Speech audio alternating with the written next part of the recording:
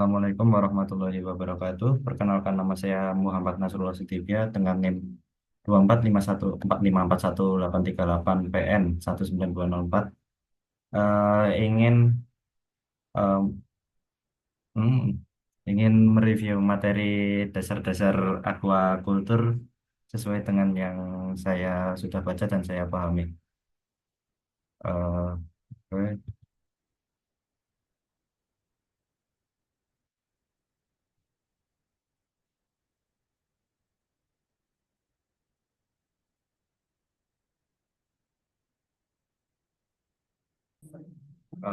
Baik, di sini yang pertama ada konsep dasar aquaculture. Aquaculture harus dikelola sebagai sebuah sistem bisnis perikanan dengan tujuan akhir mendapatkan keuntungan. Aquaculture yang terlalu mementingkan aspek ekonomi atau produksi sering menimbulkan dampak negatif pada aspek lingkungan dan sosial. Akibatnya, aquaculture tidak dapat berlangsung secara berkelanjutan. Aquaculture berkelanjutan harus mengakomodasi aspek ekonomi, lingkungan, dan sosial. Eh, Bisa disimpulkan bahwa aquaculture berkelanjutan harus dikelola secara seimbang dengan mempertimbangkan tiga aspek utama yaitu ekonomi, lingkungan, dan sosial. Meskipun tujuan utama aquaculture adalah memperoleh keuntungan, pengelolaan yang hanya berorientasi pada aspek ekonomi dapat menimbulkan dampak negatif pada lingkungan dan masyarakat. Oleh karena itu, untuk mementingkan keberlanjutan, diperlukan pendekatan yang harmonis dan bertanggung jawab terhadap ketiga aspek tersebut. Kemudian di sini ada aquaculture berkelanjutan di masa depan.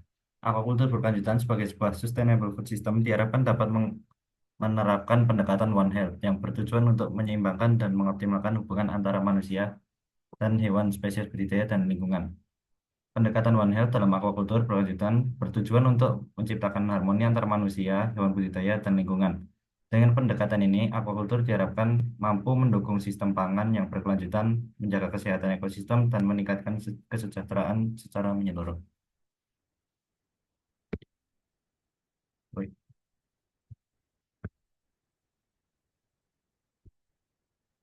Kemudian di sini ada implementasi aquaculture berkelanjutan. Yang pertama ada penerapan CBIP atau cara budidaya ikan yang baik. Kolam dibangun pada lokasi pada tempat yang sesuai, penyesuaian konstruksi kolam. Kemudian ada sistem pembuangan air yang terpisah, sarana pendukung yang representatif, persiapan kolam budidaya, persiapan air yang digunakan untuk budidaya, pemilihan benih yang unggul dan pada tebar sesuai. Kemudian ada penggunaan pakan yang berkualitas dan kandungan yang sesuai, pemberian pakan yang sesuai, pengelolaan air, pemeliharaan ikan dan lingkungan, pemanenan dan penanganan ikan yang efisien, dan melakukan evaluasi pada masa-masa setelah budidaya. Kemudian ada aquaculture terpadu. Aquaculture terpadu adalah pendekatan yang mengintegrasikan berbagai komponen sistem budidaya untuk menciptakan sinergi antara spesies yang dibudidayakan, lingkungan, dan sumber daya yang digunakan. Sistem ini bertujuan untuk meningkatkan efisiensi produksi, mengurangi dampak lingkungan, dan mendukung keberlanjutan dengan memanfaatkan limbah atau hasil samping dari suatu komponen sebagai input bagi komponen lainnya. Kemudian yang ada integrated multitropic aquaculture.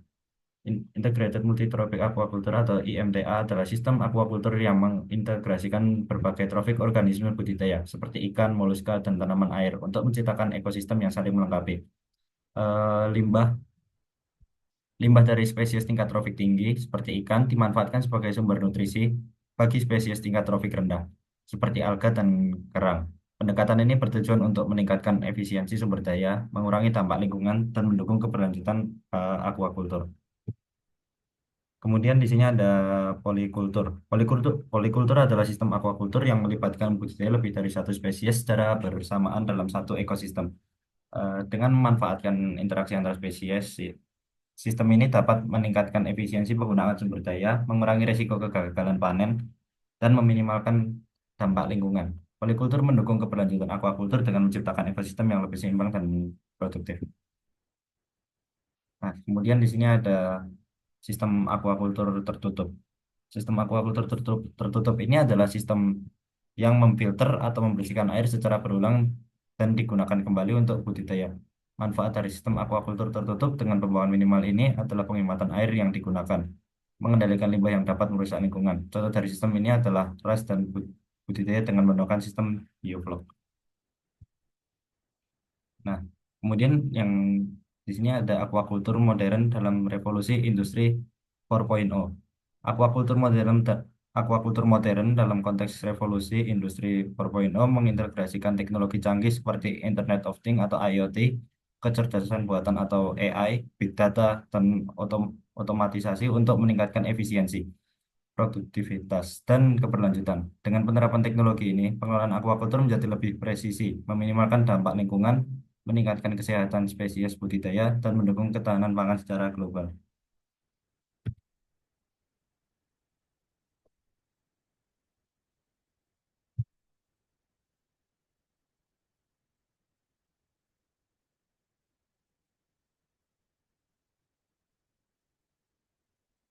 Baik, segitu saja yang bisa saya sampaikan. Apabila kurang lebihnya, mohon maaf. Wassalamualaikum warahmatullahi wabarakatuh.